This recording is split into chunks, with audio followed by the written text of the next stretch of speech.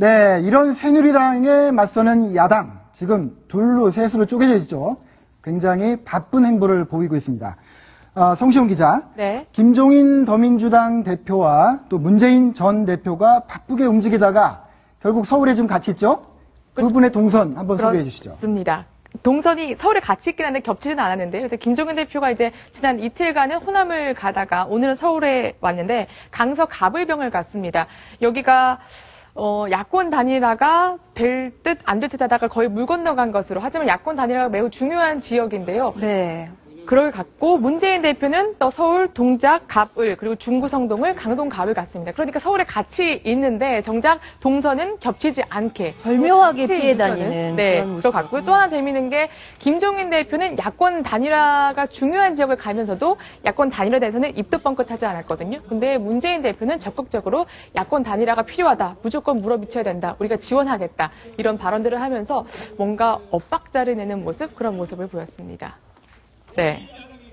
네, 이렇게 문재인 대표하고 김종인 대표 두 야당 대표들이 이렇게 동선을 절대로 같이 같이 겹치지 않게 다니는군요. 구자욱 차장님이 어떻게 봐야 돼요? 약간 역할 분담이 되는 것 같습니다. 네. 왜냐하면 이 문재인 대표가 당대표 할 때는 당 지지율이 낮은 이유 중에 하나는 이 호남을 비롯한 이 호남 출신 유권자들이 친노 패권주의가 좀 너무하는 거 아니냐. 네. 이런 거부감이 굉장히 강했거든요. 네. 그 거부감을 상쇄시켜준 게 이제 김종인 이 비대위원장 대표다 보니까. 네. 그래서 김종인 대표는 이제 호남과 그 서울에서도 호남세가 센 곳을 김종인 대표가 맡고. 네. 그 이외의 지역을 문재인 대표가 좀 따로 역할 분담을 해서 나눠서 다니고 있는 게 아닌가 싶습니다. 네. 사실은 그런데요.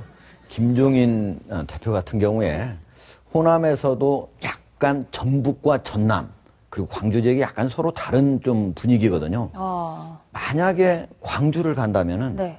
국보위에 있었잖아요. 그렇죠. 전두환 정권의 가장 어떻게 보면 핵심 그런 입법했던 곳인데 네. 거기에 있었기 때문에 광주에서는 제가 보기에는 오히려 역효과가 오히려 날 수도 있고 네. 다만 전북 쪽에 가면은 오히려 긍정적인 효과가 좀 더 많지 않을까. 이런 게 바로 그 호남권에 있는 많은 정치 전문가들의 얘기입니다. 네, 어쨌든 말입니다. 김종인 대표 그리고 문재인 전 대표 공동의 적이 어쨌든 안철수 국민의당 대표 아니겠어요? 네, 일단 김종인 대표가 안철수 대표한테 한마디 했군요. 예, 총선에 별로 관심 없는 사람. 그리고 내년 대선, 결국 내년 대통령 후보 되기 위해서 네. 이 당에선 안 되니까 그냥 나간 사람을 또 규정을 했는데, 네. 그러니까 저는 요즘에 더불어민주당과 국민의당의 이 단일화 논란을 보면서 네. 이렇게 김종인 대표나 또 문재인 전 대표가 한마디씩 국민의당에 던지는 내용들이 단일화하지 말자는 소리로밖에 들리지 않는 것 같아요. 너무 심한 자극이 많았던 것 같고, 최초의 그 야권 통합론 얘기가 처음 이제 불거져 나왔을 때, 그 당시 이제 김종인 대표 얘기를 들어보면 항복하고 들어와라는 느낌으로밖에 들리지 않았었거든요. 네. 뭐 안철수 대표 입장에서는 지금 여기서 양당 심판론을 하고 있는데 야당과 연대를 한다는 것도 굉장히 부담스러운 상황에서 이렇게 또 외곽에서 대표들이 또 이제 뭐 안철수 대표 이렇게 때리게 되면 네. 현실적으로 지금 뭐 남은 기간도 얼마 안 되지만 이제 그 단일화할 수 있는 기간도 이게 이런 발언들이 점점 그 야권 단일화를 멀어지게 만드는 류의 발언들이 아닌가라는 생각이 듭니다. 네. 실제로 국민의당 후보들은요. 더불어민주당하고 만약에 서로 통합을 하게 되면은 후보직을 사퇴해야 하는 사람이 국민의당 쪽이 배나 많거든요. 그러니까 만약에 그렇게 된다면 어떻게 되냐면요. 결국 정당 지지도도 나중에 비례대표를 뽑을 때 정당 지지도 같이 하지 않습니까? 그렇죠. 그러면 후보가 많이 빠지게 되면은 정당 지지도 내려오게 됩니다. 지금 현재 같은 정당 지지도를 유지한다면은 더불어민주당이 비례대표 한 13석 그리고 국민의당도 한 9석을 가질 수 있는 거거든요. 네. 근데 만약에 많은 후보가 사퇴하게 되면 이게 많이 떨어질 거거든요. 그러니까 실질적으로 국민의당에서는 그런 의석수에서도 그걸 감안하지 않을 수 없는 거고 실제로 선거운동에서는 이미 시작된 상황이기 때문에 몇몇 곳을 제외하고는 하나로 통합하기가 쉽지 않다. 이렇게 말씀드릴 수 있습니다. 네. 근데 이 야당이 어려움을 겪는 게요. 뭐 야권이 이제 분열된 것은 뭐 당연한데 그런데 그 과거 노무현 대통령이 대통령 후보가 됐던 것은 이 광주의 기적이라고 하지 않습니까? 네. 호남에 어떻게 보면 이제 전폭적인 지지였는데 그 호남이 전폭적으로 지지한 이유는 뭐냐면 종로를 버리고 부산에 가서 지역주의를 극복하겠다. 부산에서 지지율을 내가 끌어올려 보겠다. 네. 그래서 전국적으로 대통령이 될 수 있는 사람이 되겠다. 네. 이걸 보여준 거거든요. 그런데 이번에 이제 안철수 그 의원의 경우에는 네. 호남을 반으로 쪼갠 거거든요.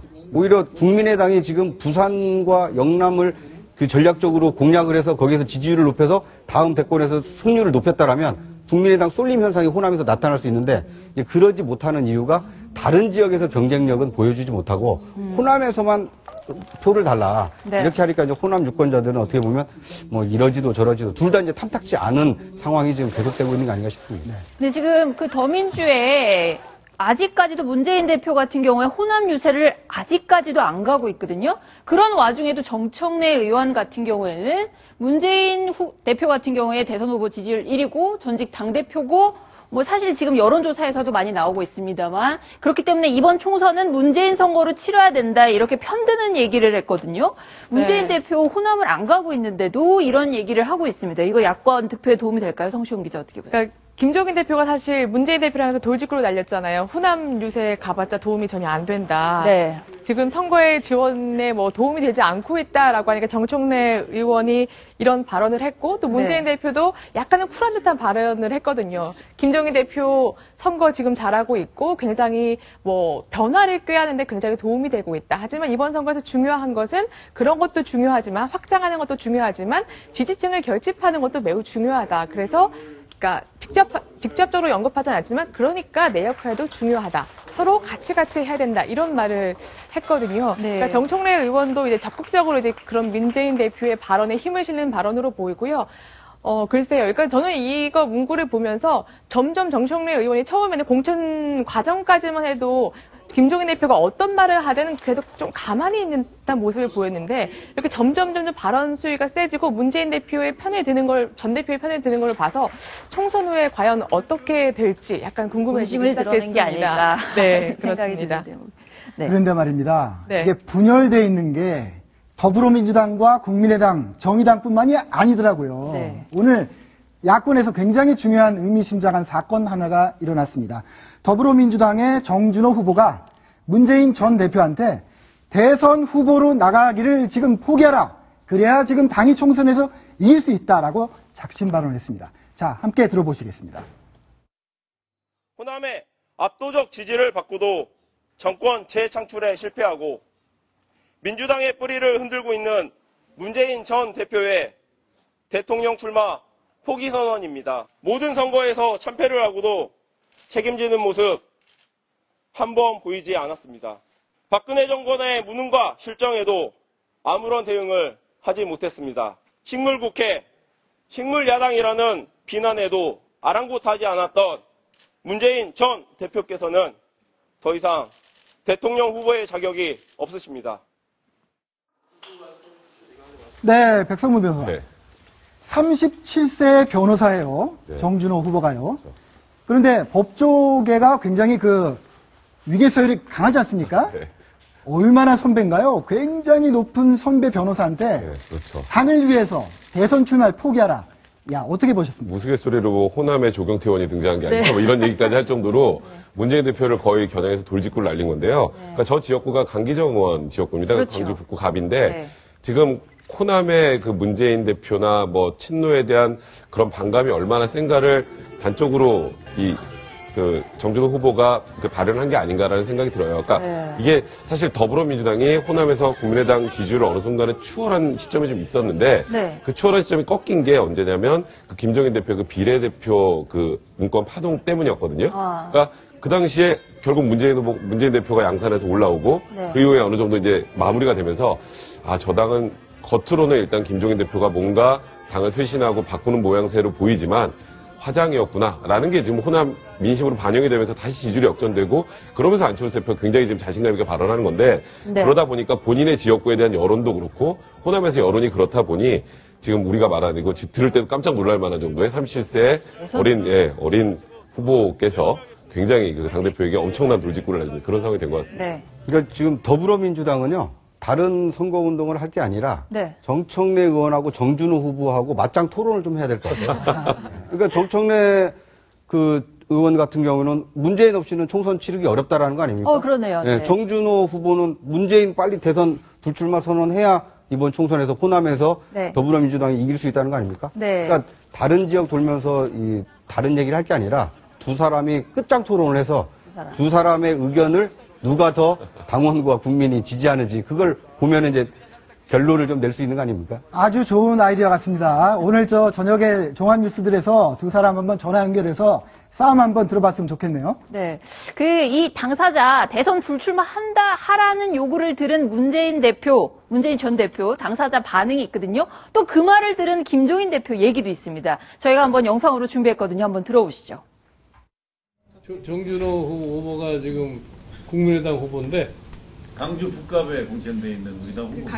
그러니까 물론 후보로서의 자기 지역 사정을 좀 엄밀하게 검토를 해보면 그런 얘기도 할 수도 있겠는데 그렇다고 해서 문재인 후보가 거기에 응할 리가 있겠어요? 뭐 그런 소리 하는 사람 많아요. 광주나 지금 호남의 실정을 생각을 하면은 뭐 그런 얘기를 하는 사람이 있는데 지금 직접 후보가 그런 얘기 했다는 게 지금 처음 있는 일이죠. 광주에서 정준호 후보께서 대선 불출마를 해달라 이렇게 요청을 하시는 것 같은데요. 예, 뭐 본인의 선거용 발언으로 이해합니다. 예. 네, 문재인 전 대표 때리는 정준호 후보보다 말린 건가요? 더 이렇게 더 부채질하는 김종인 대표가 더 미울 수도 있겠네요. 자, 야권 소식 여기까지 듣고요. 다음 또 다른 야당이죠. 네. 이번에는 안철수 대표 얘기를 해보겠습니다. 광주에 가서 광주의 사위다. 어제 오늘 사이에 굉장히 이 호남 지역을 휘젓고 다니고 있습니다. 광주에서 안철수 대표가요. 호남에서 보수적으로 잡아도 28석을 잡을 수 있겠다고 얘기를 했거든요. 이거 무엇 때문에 이렇게 자신감을 보인 건지 구자홍 차장님 좀 설명을 해보시죠. 네. 일단 지지율이 좀 많이 오르고 있고요. 가상 그 여론조사 대결에서도 국민의당 후보가 상당히 약진을 한 것이 확인이 되고 있기 때문에 네. 굉장히 이제 자신감의 표현인데 이 호남의 전체 의석수가 28인데 못 잡아도 28석이라는 것은 뭐 다 얻겠다라는 것은 그건 좀 과욕인 것 같고요.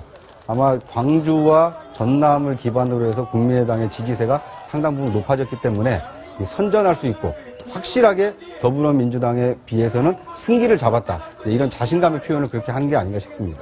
실제로 호남 지역의 그 여론을 이렇게 들어보면은 지금 더불어민주당 후보하고 국민의당 후보 그 둘 중에서 어느 쪽을 지지를 해야 될지 그거에 대해서 지금 우왕좌왕하고 있는 그 지역 주민들이 많아요.